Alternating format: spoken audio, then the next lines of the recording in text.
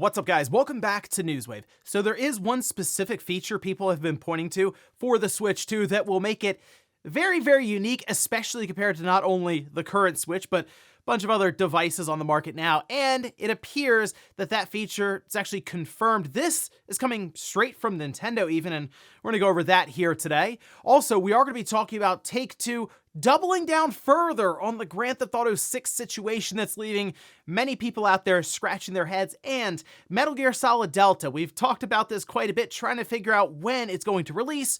Well, it looks like a store page leaked out online giving us that exact release timing, and we'll go over that here today. So if you guys enjoy these videos, make sure you hit that like button, helps it a ton. And if you're new here to the Spawn Wave channel, make sure you subscribe down below. And of course, members for the channel do get Newswave early. If you would like to learn more about that, click the join button down below. And we're going to start today with Castlevania. Well, a Castlevania game that could be slated for announcement this year, at least that's according to what we can see here. Geekin''Out.pt, and this started to make the rounds quickly online, as they say they've learned through sources with knowledge of Konami's plans that a new AAA game in the Castlevania series is in development and will be officially announced in 2025, which it's not too surprising with kind of the moves Konami is making right now, as we just talked about Metal Gear Solid Delta. That's coming up. Silent Hill 2 did very, very well when it released a few months ago.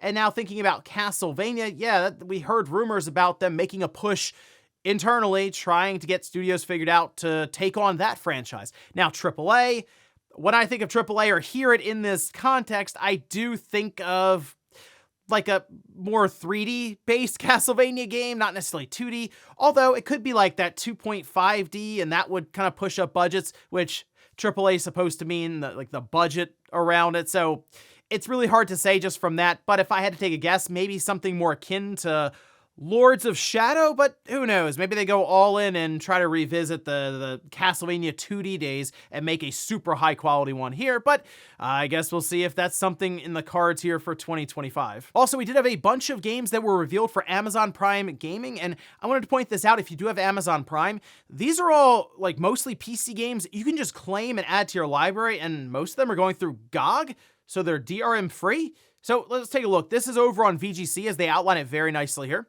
And right away, so available now, BioShock Infinite Complete Edition. That's a really good one. The Talos Principle Gold Edition. Those are both on GOG, so you can just claim them and play them on PC. February 13th, let's see, we have the Smurfs 2.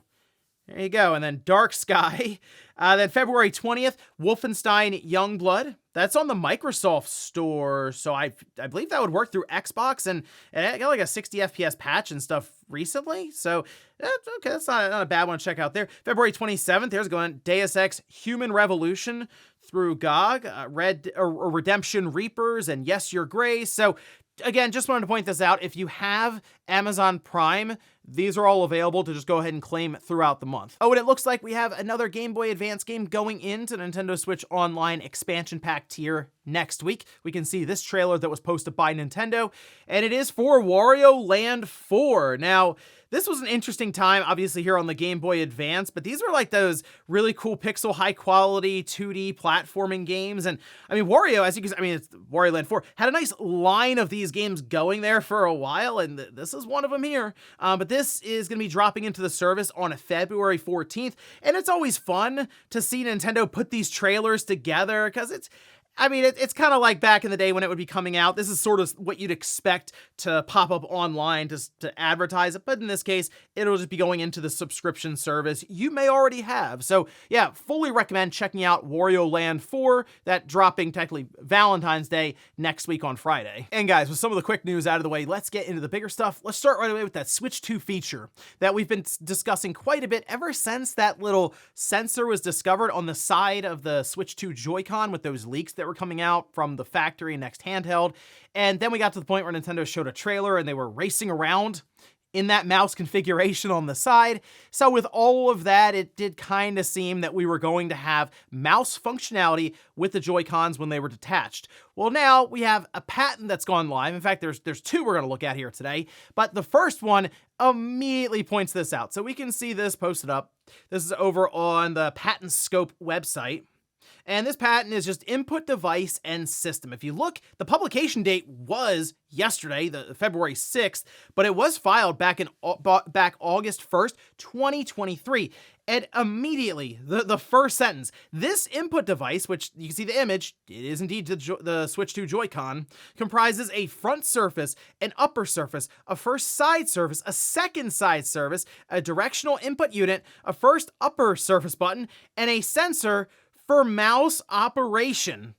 Yes, so they're just calling it out right there. Just, again, you have to be very literal with these patents, and there it is, mouse operation. And in fact, when you start going through it, and people are really poring over these documents right now because we have images that show all kinds of stuff when it comes to the operations of not only the Joy-Con, but also the Switch 2 somewhat. So the mouse configuration, it's shown in multiple drawings here. Like, you can see them just kind of using it here in, I guess, 2 mouse configurations, so you can use it to them at the same time, which I'm curious what they're going to have that play into. I mean, people are thinking of like Mario Paint immediately, but two different mouse inputs there. The one that looked the most obvious to me, and what I think would line up with something even like an RTS, a first-person shooter, is the mouse configuration they showed where, for example, the right mouse you would have, and then with the left Joy-Con, you would be using that normally, I guess, to move around or jump or fire or strafe, anything there. So yeah, I'm kind of lining that up, as I'm sure many other people were, to something like Metroid Prime 4. There's also a breakdown list that people were passing around where it seems like the Joy-Con shows NFC support for that right Joy-Con, but there's no IR port, which we've kind of already sort of discussed just based on the trailer. It seemed like they were missing it, so I mean, look, how often do you use the IR port now on your Joy-Con? I'm sure there's some people out there currently that are saying, oh, I use it quite a bit. I'd say the vast majority of people really don't, unless it's for like Labo, I guess, being the big one that really utilized it fully. They're also going over the mechanism for detaching the Joy-Con from the Switch 2, and it looks pretty straightforward again, where you're pressing down that button to initiate what looks like a little cylinder that comes out and then pushes that Joy-Con away from the main system. And people notice this too. Figure 31 through 34 shows a weird looking controller. Now, it is a very odd setup here because it's almost like you're holding it in like this pistol grip setup, and the front part of it's supposed to be facing down where I guess the mouse sensor is, so you could still use it as a mouse. I think the shape that we're seeing here is more of a placeholder, if anything, because remember, patents in general, while ideas from it do end up going into full production at some point in time, we've seen it many times now, sometimes they'll hide certain things like the shape of a controller or a device by just using basic squares or rectangles or like what you're seeing here. So I do wonder if this is something that's even going to come to market, as we do know, of course, the Switch 2 Joy-Cons are coming to market since Nintendo has shown it to us. Could this be the Pro controller and it splits in half? I've seen that conversation. I hope not, because I'd rather the Pro controller be as traditional as possible as an input device, leave all the weird and quirky stuff to the Joy-Con controllers, and just give me the standard controller with the Pro. And then the other patent that people had discovered seems to show an attachment that looks like a charging dock. Now, this mostly goes over the wrist strap attachments, of course, that are going to follow suit with the magnets and just basically clip right on. But the charging dock here looks like it's kind of the same thing, or be a very flat plane, and you just set the Joy-Cons down on it. That seems like a good idea there, and it wouldn't shock me, of course, to have Nintendo create more accessories to sell, but we've already had charging docks and stuff from Nintendo in the past. I'd be more shocked if they didn't do a charging dock here first party wise, and them of course having to play around with the magnet setup and stuff would make sense that they would go through patents here for it right away. But it does indeed look like one of the big wrinkles for the Switch 2 to differentiate it is that mouse setup, whether it's dual mouse setup or just one, and how I guess third parties can use it in different ways, along with Nintendo, who I'm sure is going to do all kinds of stuff with the mouse setup. So I guess let me know which games you would like to see take advantage of it down below, whether they're announced on other platforms or maybe some crazy idea for a game that you'd like to see Nintendo come up with. Next up, let's talk about E3, which hasn't been around for years now, but the ESA isn't done trying, at least when it comes to some of the, I guess, the corporate side with the different companies, and specifically networking opportunities, because they've technically announced a new event, one that'll be taking place starting next year. We can see this part of their press release that they issued, where they say the Entertainment Software Association today announced the launch of the Interactive Innovation Conference. I guess that's just IICon? It has two I's. First of its kind event designed to connect visionaries, thought leaders, and innovators from across industries to harness the power of interactive entertainment. Takes place April 27th to the 30th, 2026, this being in Las Vegas. Attendees will gain exclusive access to visionary keynotes, engaging discussions and workshops, and elite networking opportunities with executives shaping the future of entertainment, business, technology.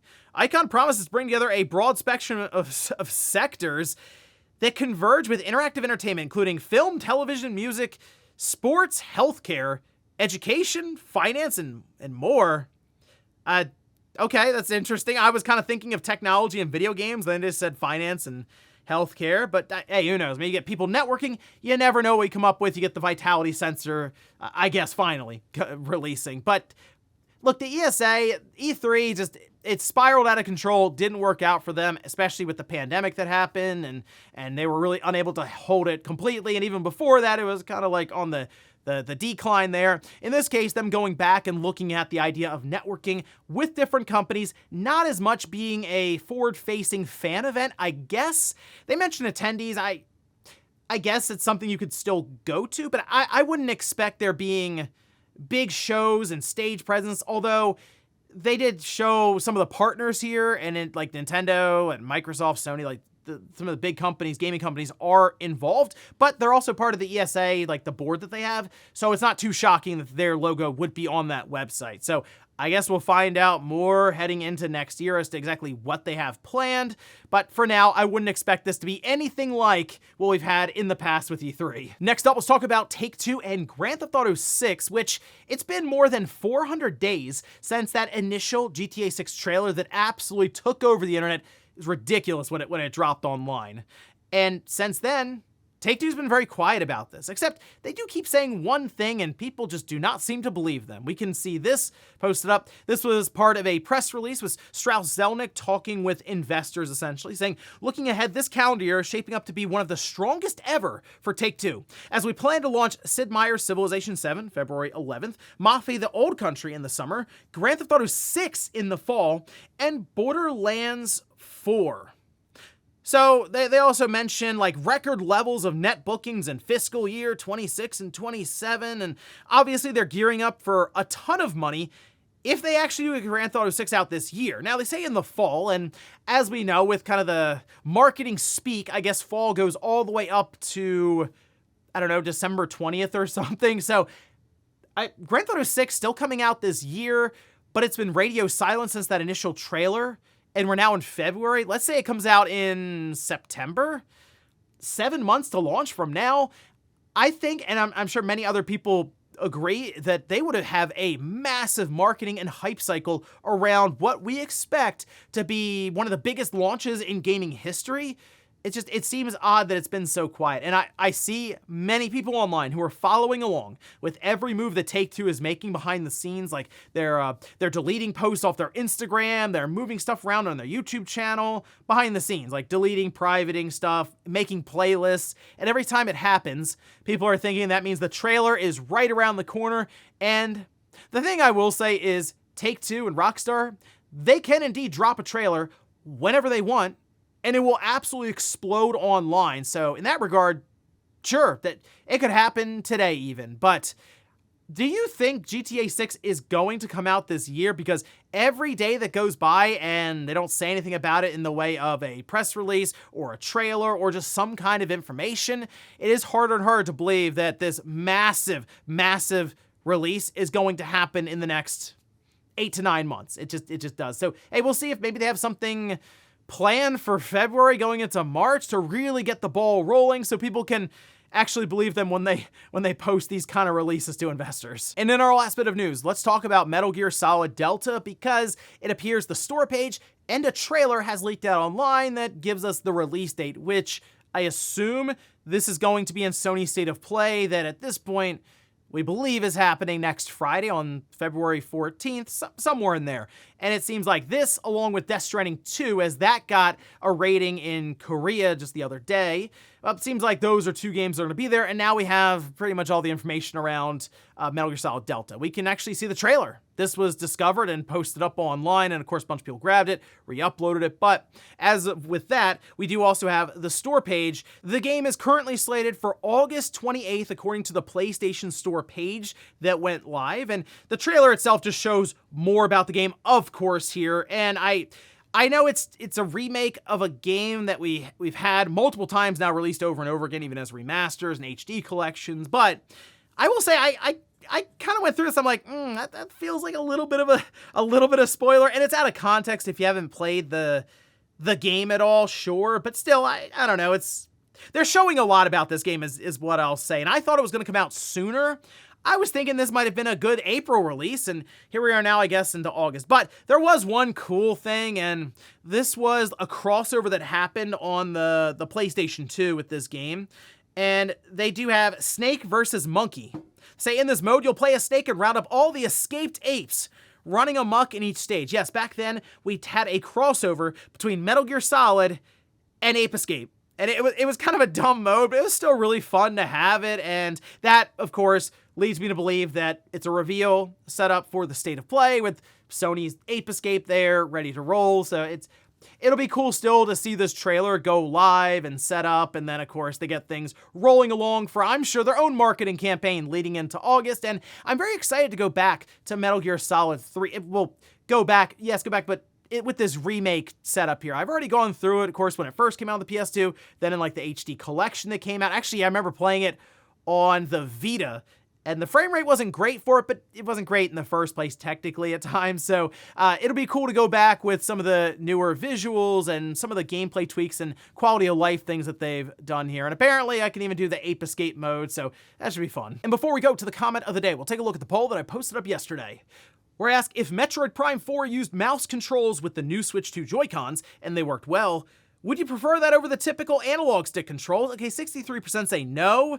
37% say yes. I see people in the comments saying, hey, if they work well, we'll see. And that's the thing. I feel like the setup will probably be altered and improved through accessories like grips and other things, and maybe even just full-on mouse pads at this point. Because I'm still curious, what does Nintendo show that you're going to do, like use it on? Which, if you're on the couch, I guess the couch arm, I guess the armrest, that's kind of the one hang up for me. Now, if you're a tabletop mode at a table, that's pretty straightforward, but I assume Nintendo's gonna have all kinds of other things to sell you to go along with that mouse setup, but I don't know, I guess first-person shooters would be good.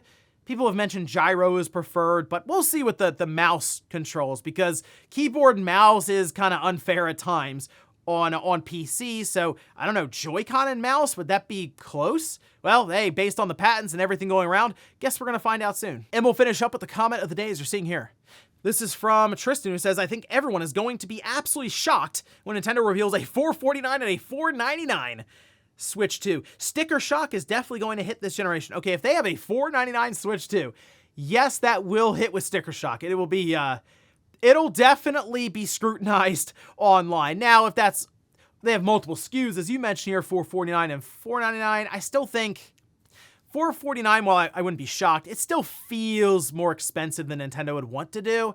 I think that $399 is the sweet spot, but it's not going to be easy. Like, even Valve said getting the Steam Deck to $399 was difficult, and they shipped with 64 gigabytes of onboard storage, and they have a reason to also subsidize their system, because when you get a Steam Deck, you're probably going to be buying from Steam. Like, I know you can load Windows and stuff, but the vast majority of people buying it are like, oh yeah, I got it because of my Steam library, and that's where I just buy my games, or that's going to be your entry point to using Steam because you're not a big PC gamer, but you like the idea of a handheld. So, okay, $399 I think is where Nintendo should go with it, but $499, Yeah, that'd be an interesting day if they made that announcement. And ladies and gentlemen, that's gonna do it here for Newswave. If you enjoyed this video, guys, hit that like button. If not, hit the dislike. Leave comments down below about everything we talked about here today. If you missed yesterday's Newswave, I'll leave it up here on a card. Or maybe you wanted to hear Ryan and myself talk about PlayStation and seemingly Microsoft even on PlayStation. On Click R3, we have an entire almost 3-hour podcast that went live yesterday,